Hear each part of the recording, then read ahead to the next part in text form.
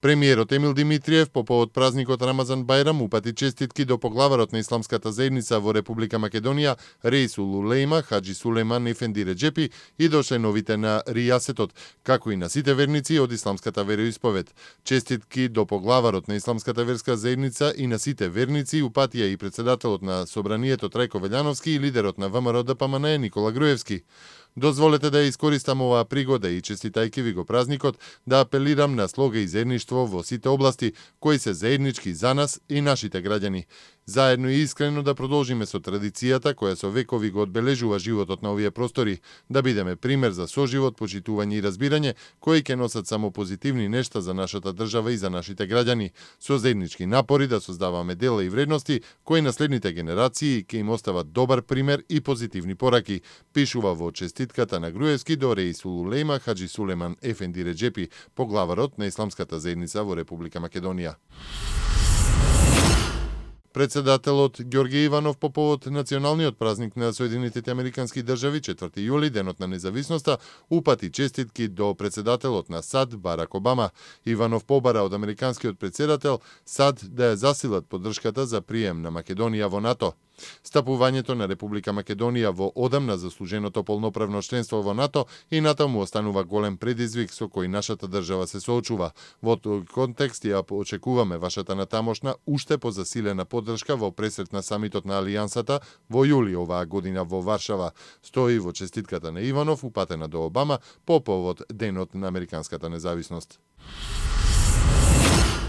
Во средните училишта денеска се спроведува второто пријавување од јунскиот уписен рок за запишување ученици во прва година во учебната 2016-2017 година. Резултатите од запишувањето и слободните места ќе бидат објавени на 6 јули. Пријавувањето и запишувањето на учениците во августовскиот рок ќе биде на 24 август, а објавувањето на резултатите и слободните места е следниот ден, 25 август. Училиштата кои во двата уписни рока нема да ги пополнат местата утврдени со конкурсот, ќе продолжат со запишување ученици до 31 август.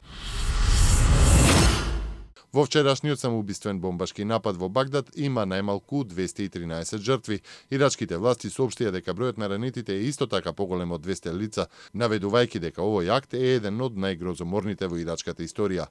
Одговорноста за нападот ја презема терористичката организација Исламска држава. Британска адвокатска фирма, ангажирана од група домашни бизнисмени и професори за да обезбеди правно толкување на Брекзит, соопшти дека без одлука на парламентот не може да се покрене процесот за формално заминување на Британија од Унијата. Би било нелегално за еден британски премиер да го почне процесот за раздружување со Европската Унија според членот 50 од Лисабонската спогодба без расправа и гласање во парламентот во Лондон, се вели во толкувањето на фирмата која го пренесе државната BBC.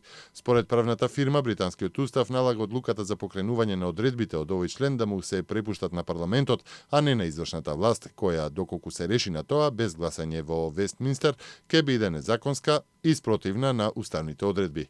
Во дебатата во парламентот, теоретски, може да се гласа против Брекзит и да се блокира британското излегување од Европската Унија, но таквата ситуација, иако сосема реална, изгледа уставно незамислива.